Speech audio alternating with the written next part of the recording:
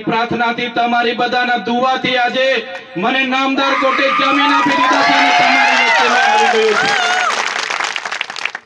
તમારી વચ્ચે આવેલું છું ત્યારે નેતાઓને પણ આજના મંચ પરથી કહેવા માંગુ છું, तुमको क्या लगता था नहीं लौटेंगे, तुमको क्या लगता था नहीं लौटेंगे, गलत। जब तक तोड़ेंगे नहीं तब तक छोड़ेंगे नहीं। ये चैतर वसावा है, चैतर वसावा कभी झुकेगा नहीं। મને કેટલાય લોકો મળ્યા, મોટા મોટા લોકો। હું જ્યારે 3 દિવસની પેરલમાં આવ્યો, ગાંધીનગર ગયો, કીધું કે હમણાં મંત્રીમંડળનું વિસ્તરણ થવાનું છે, તમે પણ જોડાઈ જાઓ અમારી સાથે, હમણાં તમને મંત્રી બનાવી દઈએ। પણ જે મારી ગરીબ જનતાનો મને સહકાર મળ્યો છે, મારી ગરીબ જનતાના મને આશીર્વાદ મળ્યા છે, આ આશીર્વાદ, આ સહકાર એ મંત્રીને મુખ્યમંત્રી કરતા પણ મારા માટે બહુ મોટી વાત છે। હું મંત્રી બની જાઉં, મુખ્યમંત્રી બની જાઉં, કરોડો અબજો રૂપિયા વસાવી લે, મિલકતો પ્રોપર્ટીઓ કરી લે, પણ મારી જનતાના પ્રેમ સામે કરોડો રૂપિયાની કોઈ કિંમત નથી। આ મારી જનતાનો પ્રેમ છે, અમારા સાથી મિત્રોનો સહકાર છે, અમારા વડીલોની આશીર્વાદ છે, એની સામે મારે મંત્રી પદની કોઈ ગરિમા નથી। આજ મારી ગરિમા છે, આજ મારી પૂંજી છે। ત્યારે આવા દિવસો અનેકો આવી ગયા, અનેકો વેઠી લીધા। નામદાર કોર્ટે શરતોને આધીન જામીન આપ્યા, એમાં ખોટી ખોટી એફિડેવિટો રજૂ કરવામાં આવી, એમાં કહેવામાં આવ્યું આ તો ઝુંઝારો માણસ છે, માથા ભારે માણસ છે, આટલા બધા કેસો થાય છે, આમ થાય છે, તેમ થાય છે। ભાઈ મારે તો કોઈની સાથે જમીનના ઝઘડા નથી, મારા કોઈ 2 નંબરના ધંધા નથી।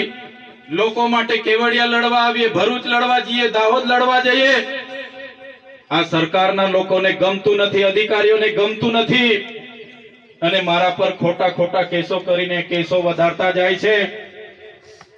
ત્યારે શરતી જામીનો મને મળી છે, મને કેટલાક અધિકારીઓ રાજી રાજી થાય છે, એના નેતાઓ રાજી રાજી થાય છે, કહે છે કે ડેડિયાપાડામાં એમને જવા નથી દેવાના, પ્રતિબંધ છે, આવનારા દિવસોમાં નર્મદામાં પણ જવા નહીં દઈશું, પ્રતિબંધ થઈ જશે।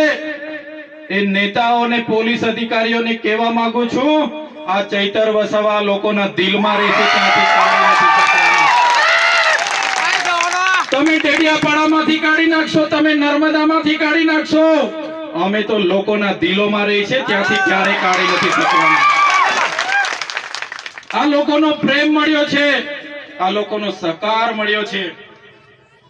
આજે જ્યારે આ મંચ પર આવ્યા છે, તમારી બધાની હાજરી છે, તે પૂરો વિશ્વાસ સાથે તમને કહીએ છે, પ્રકૃતિને હું પ્રાર્થના કરું છું કે આટલી નાની ઉંમરમાં જે પણ મને આજે મળ્યું છે, ભગવાન ઈશ્વરનો તમારો આભાર માનું છું, પ્રકૃતિનો આભાર માનું છું।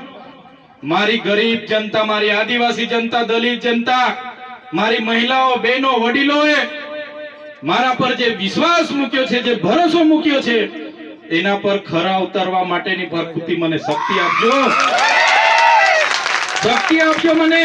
જ્યાં પણ અમારી બહેનો સાથે અન્યાય થશે, જ્યાં પણ મારા ભાઈઓ સાથે અન્યાય થશે, ત્યાં જઈને ઉભા રહેવાની મને શક્તિ આપજો ને એમને ન્યાય આપવા માટેની મને શક્તિ આપજો।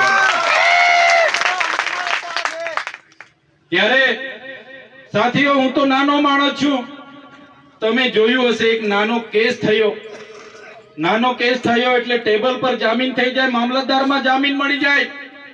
આ લોકોએ કેવું કાવતરું કર્યું, કેવું આયોજન કર્યું, અને મને 80 દિવસથી વધારે સમય મને જેલમાં રાખ્યો।